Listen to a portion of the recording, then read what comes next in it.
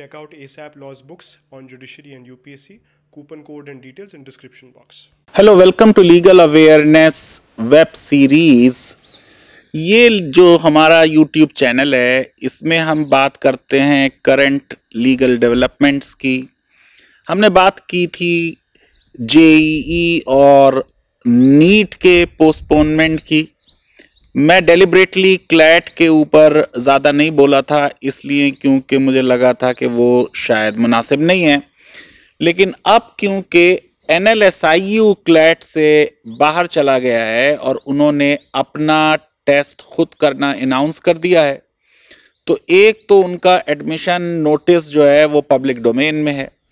दूसरे, Karnataka high court में जो एक पेटिशन वहाँ डोमिसाइल कोटे को चैलेंज करने के लिए हुई, उसमें अजीब बात है, जब आर्गुमेंट क्लोज हो गए उसके बाद एक एफिडेविट फाइल हुआ और उसमें भी उन्होंने कहा कि हमने इसलिए पोस्टपोन किया कि बार बार कंसोर्शियम क्लैट को पोस्टपोन कर रहा था और अगर हम एडमिशन नहीं करते तो 0 ईयर हो जाता, जबकि ये मुद्दा हाई कोर्ट के सामने नहीं था।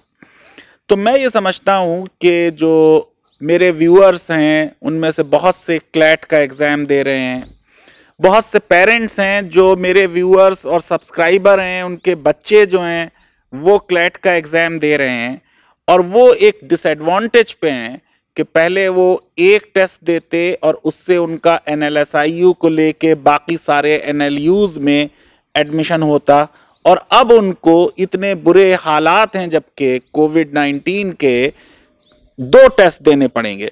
तो इस मुद्दे में जो लीगल इश्यूज हैं उनके बारे में बात करेंगे, लेकिन सबसे पहले मैं ये समझता हूं कि हमें ये एडमिट करना चाहिए कि बेंगलोर लॉ स्कूल ने इंडिया में लीगल एजुकेशन ट्रांसफॉर्म की और इस ट्रांसफॉर्मेशन के लिए NLS के बच्चे ज़रूर मुबारकबाद के मुस्तहिक हैं। लेकिन जितने भी नेशनल लॉ स्कूल्स के वाइस चांसलर्स और टीचर्स रहे, उनमें ज़्यादातर वो थे जो ट्रेडिशनल कॉलेजेस में पढ़े थे या जिन्होंने ट्रेडिशनल लॉ कॉलेजेस में पढ़ाया था। उनके रोल को ओवरलुक करना या बिलिटिल करना मेरे ख्याल से इंसाफ नहीं होगा। अब देखिए, सबसे पहले तो मेरे ख्याल से ये बात करनी चाहिए कि NLSIU का जो डिसीजन है वो NLSIU का जो अपना एक्ट है, क्या उससे कंसिस्टेंट है। जो पब्लिक डोमेन में नोटिफिकेशन में बात आई या और जगह हमने पढ़ा, वो ये कि उनकी फैकल्टी ने 6 अगस्त को और एग्जीक्यूटिव काउंसिल ने 12 अगस्त को और 18 अगस्त को ये डिसाइड किया कि अगर क्लैट 7 सितंबर के बाद पोस्टपोन होता है तो वो अपना टेस्ट अलग कर लेंगे और उन्होंने अनाउंस किया है कि उनका टेस्ट अब 12 को होगा।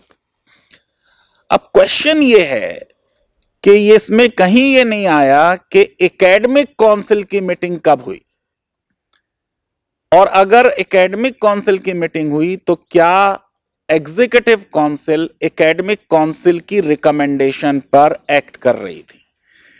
क्योंकि जो उनका सेक्शन 11 है वो एकेडमिक मैटर्स में सारी पावर एकेडमिक काउंसिल को देता है, यही सारे यूनिवर्सिटीज के एक्ट में है।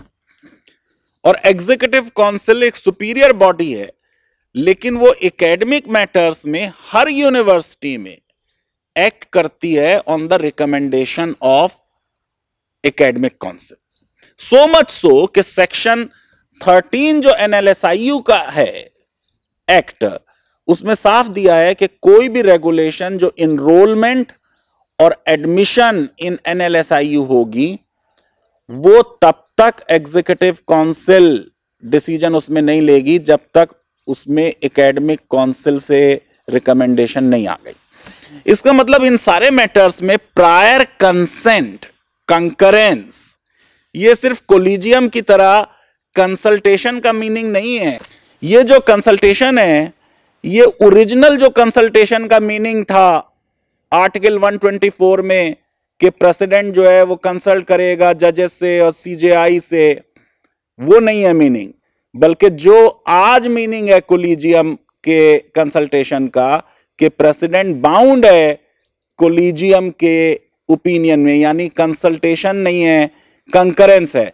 इंसिडेंटली NLSIU में वर्ड कंसल्टेशन नहीं है, कंकरेंस है, प्रायर कंकरेंस।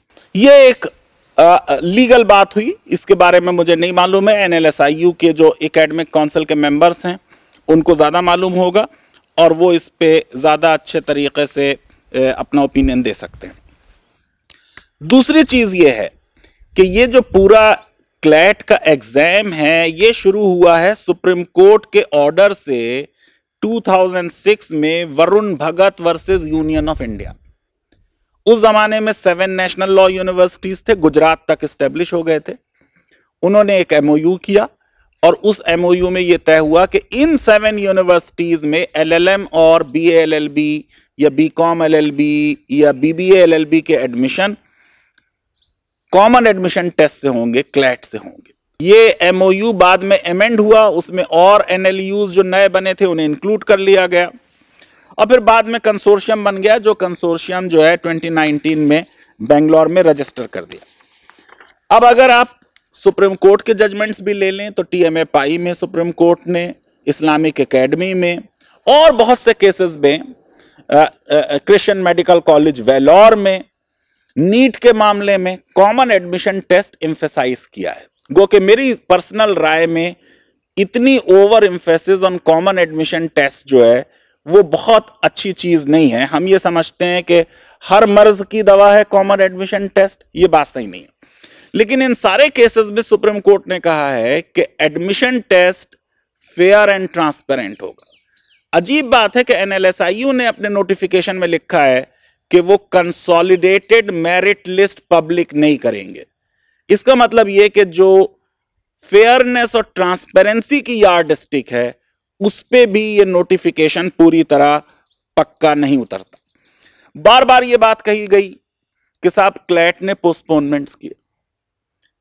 आप देखिए पूरे मई में नेशनल लॉकडाउन है तो मई में तो टेस्ट नहीं हो सकता था। फिर जून में भी बहुत सी स्टेट्स में लॉकडाउन रहा तो जून में भी टेस्ट नहीं हो सकता था। ये हमारे ही टेस्ट पोस्टपोन नहीं हुए,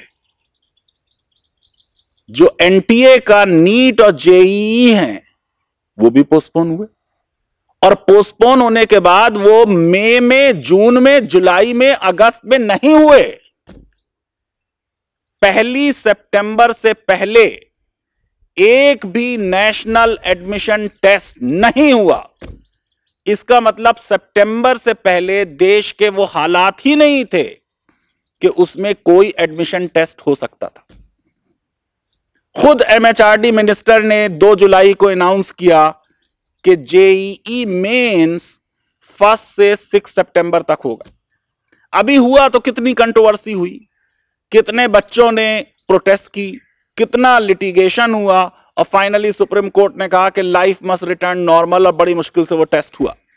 उसमें भी कई राज्यों से न्यूज आ रही है कि बहुत से बच्चे नहीं अपीयर हो पाए। नीट का टेस्ट भी इसी तरह पोस्टपोन हुआ और नहीं हो पाया, वो अब 13 सितंबर को होगा। और ये जो JEE का एग्जाम है इसके एकदम बाद क्लासेस IIT में नहीं शुरू होंगी। 2,50,000 लोग जो JEE में ऊपर मेरिट में आएंगे उनके लिए एक और एग्जाम होगा JEE एडवांस्ड और वो एग्जाम है 27 सितंबर को। फिर उसका रिजल्ट आएगा, फिर काउंसलिंग शुरू होगी 6 अक्टूबर को, खत्म होगी 9 अक्टूबर को।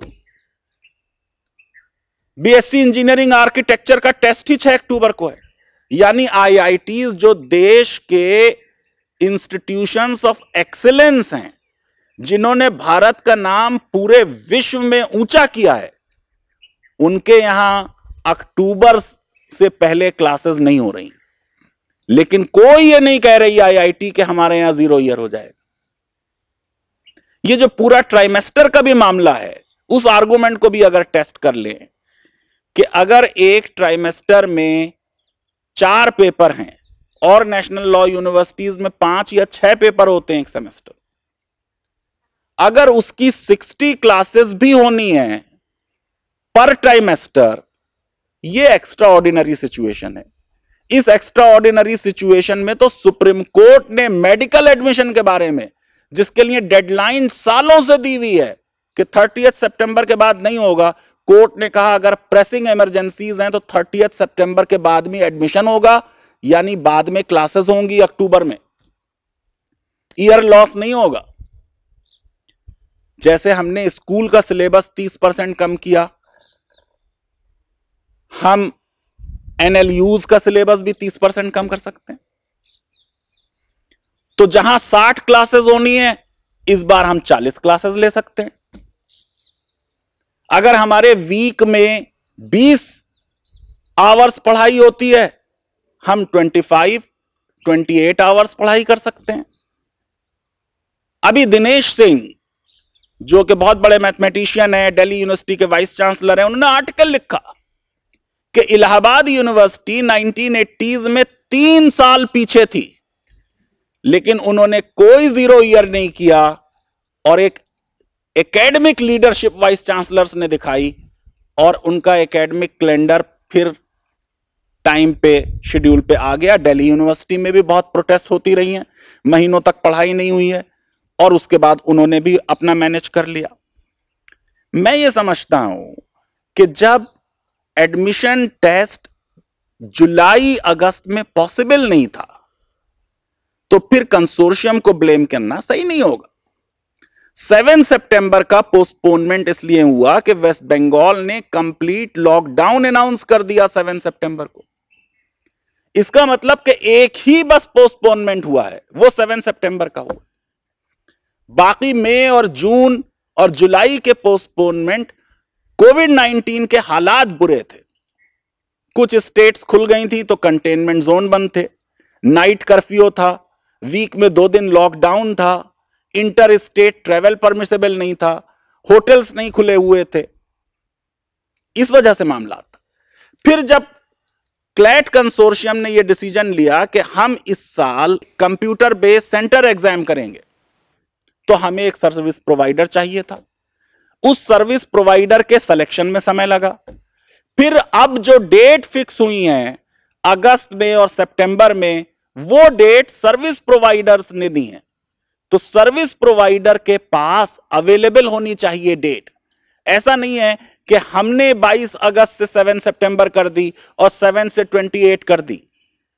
नीट और जेईई के लिए डेट एनटीए फिक्स करती है, बहुत बड़ी एजेंसी है, लेकिन consortium of national law universities छोटी एजेंसी है। हमने आउटसोर्स कराया इसको किसी सर्विस प्रोवाइडर को। उस सर्विस प्रोवाइडर की अवेलेबिलिटी वो डेट्स बताता है, फिर उस डेट के बेसिस पे कंसोर्शियम डिसीजन लेती है। मैं ये समझता हूं कि इन सारे मामलात को देखते हुए ये कहना कि 5 बार क्लैट पोस्टपोन हुआ और इस साल 0 ईयर हो जाएगा, ये बात सही नहीं है। 4 पेपर की जगह ये हो सकता है इस ट्राइमेस्टर में 3 पेपर पढ़ा दिए जाएं, 2 पेपर पढ़ा दिए जाएं, 5 क्लासेस पर पेपर के बजाय 7 क्लासेस लगा दिए जाएं, सिलेबस कम कर दिया जाए, ये जो पेपर बचेंगे ये रिमेनिंग 4.5 ईयर्स में पढ़ा दिए जाएं। नालसर में खुद 1 दिसंबर 1998 से क्लासेस शुरू हुई थी, लेकिन पहला बैच टाइम पे मई पे 2003 में निकल गया था, ग्रेजुएट कर गया था। इन सारी बातों को देखते हुए मुझे ये लगता है कि इस मामले में स्टूडेंट्स बहुत बेचारे डिसएडवांटेजियस पोजीशन में हैं। खास तौर से अब जो टेक्निकल रिक्वायरमेंट है वो बहुत एक्सक्लूजनरी लगता है, बहुत बच्चों के लिए मुश्किल है करना। खुद एनएलएसआईयू के बच्चों ने तकरीबन 200 लोगों का इकट्ठा किया इंफॉर्मेशन, जिनके लिए टेक्निकल रिक्वायरमेंट्स को प्रोक्योर करना मुश्किल हो रहा है। तो मैं ये समझता हूं कि इस मामले में शायद कुछ जल्दी में डिसीजन हो गया। हम सब इंसान हैं, हम सब अक्सर गलत डिसीजन भी कर सकते हैं। मैं ये समझता हूं कि इस पर अगर एनएलएसआईयू गौर और फिक्र एक बार फिर कर ले तो ये बहुत अच्छी चीज होगी। और जो वाइस चांसलर हैं एनएलएसआईयू के, बहुत बड़े इंटेलेक्चुअल हैं, बहुत बड़े स्कॉलर हैं, उनसे बहुत कुछ हम लोग सीखते हैं, बहुत डायनामिक आदमी हैं।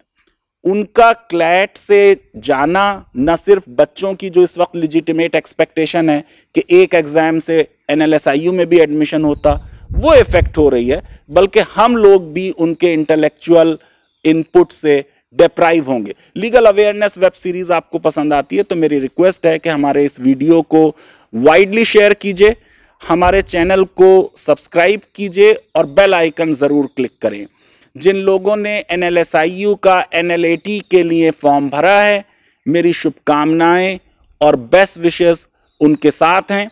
आप इस क्लैमिटी को एक ब्लेसिंग इन डिस्गाइज समझिए, इसके लिए प्रिपेयर कीजिए, अपने को अच्छी तरीके से प्रिपेयर करके कंपोज होके, ज़्यादा परेशान ना हो, ज़्यादा एंग्जाइटी ना दिखाएं, और मेरी तरफ से आपको all the very best. Thank you very much.